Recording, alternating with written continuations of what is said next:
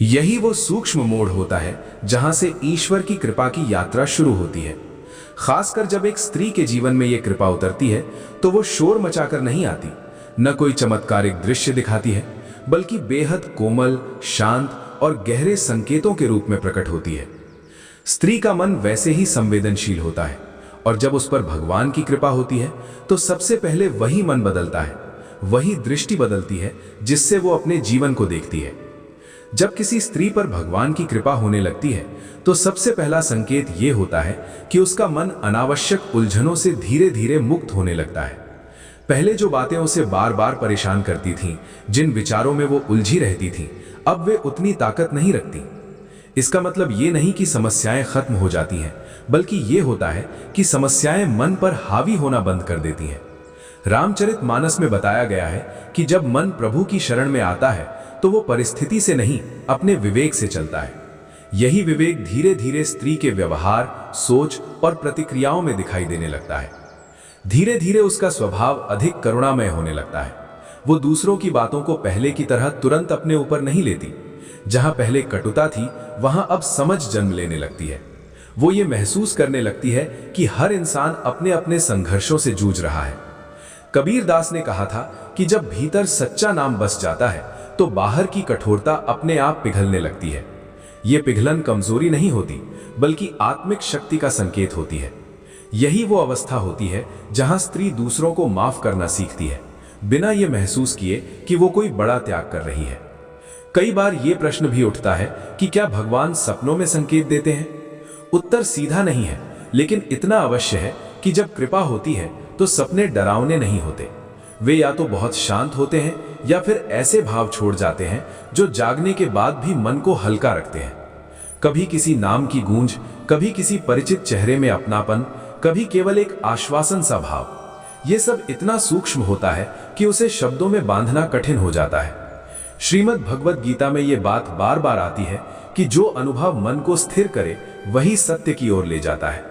इसलिए सपने हो या ना हो, असली संकेत मन की शांति में छिपा होता है। एक स्त्री के जीवन में कृपा का एक बड़ा संकेत यह भी होता है कि उसका रिश्ता अपने कर्तव्यों से बदलने लगता है। जो काम पहले बोझ लगते थे, वही अब सहज रूप से होने लगते हैं।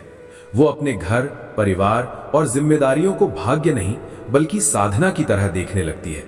ये बदलाव बाहर से दिखाई नहीं देता, लेकिन भीतर बहुत गहरा होता है। उपनिषदों में कहा गया है कि जब कर्म भाव से जुड़ जाता है तो वही कर्म योग बन जाता है। यही योग स्त्री के जीवन को भीतर से संतुलित करने लगता है। धीरे धीरे उसमें तुलना करने की प्रवृत्ति कम हो जाती है। वो दूसरों के जीवन को देखकर अपने जीवन को तौलना बंद कर देती है। उसे ये समझ आने लगती है कि हर आत्मा की यात्रा अलग है। सूरदास के पदों में जो समर्पण दिखाई देता है वो इसी समझ से पैदा होता है। जब तुलना मिटती है तो ईर्ष्या भी मिटती है और उसी जगह संतोष जन्म लेता है। यही संतोष स्त्री को भीतर से मजबूत बनाता है। कई बार ऐसा भी होता है कि स्त्री के जीवन में कठिन परिस्थितियां आती हैं, लेकिन वो टूटती नहीं।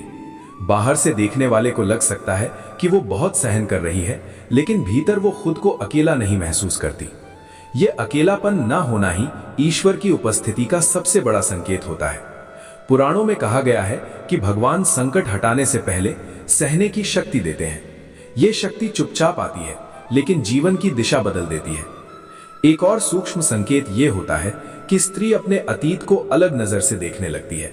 जिन बातों के लिए वो खुद को दोष देती थी, अब उन्हें सीख की तरह स्वीकार करने लगती है। ये आत्मदया नहीं होती, बल्कि आत्म करुणा होती है। कबीर ने कहा था कि जो खुद को समझ ले वही ईश्वर को समझने की ओर बढ़ता है। यही समझ स्त्री को अपने भीतर एक सुरक्षित स्थान देती है, जहां वो बार बार लौट सकती है। धीरे धीरे नाम स्मरण अपने आप जीवन में उतरने लगता है। कोई नियम नहीं, कोई दिखावा नहीं। काम करते हुए, चलते फिरते मन ही मन नाम चलता रहता है। यही वो अवस्था है जहां भक्ति बोझ नहीं रहती, बल्कि विश्राम बन जाती है। श्री राम ज्ञान मंत्र जैसे प्रयासों का उद्देश्य भी यही है कि भक्ति को जीवन से अलग न करके जीवन का ही हिस्सा बनाया जाए। अंततः ये समझना बहुत आवश्यक है कि ईश्वर की कृपा कोई प्रमाण पत्र नहीं देती, न कोई विशेष दृश्य दिखाती है, न कोई चमत्कारिक दावा करती है। जब मन हल्का होने लगे, दृष्टि साफ होने लगे और जीवन के प्रति विश्वास बढ़ने लगे, तो समझ लेना चाहिए कि कृपा कार्य कर रही है। संकेत बाहर कम, भीतर अधिक होते हैं। यही भीतर का परिवर्तन सबसे बड़ा सत्य है। यदि इन बातों को सुनते या पढ़ते हुए आपके भीतर भी कोई कोमल सा भाव जागा हो, तो उसे अनदेखा न करें। वही भाव आपकी यात्रा की शुरुआत हो सकता है।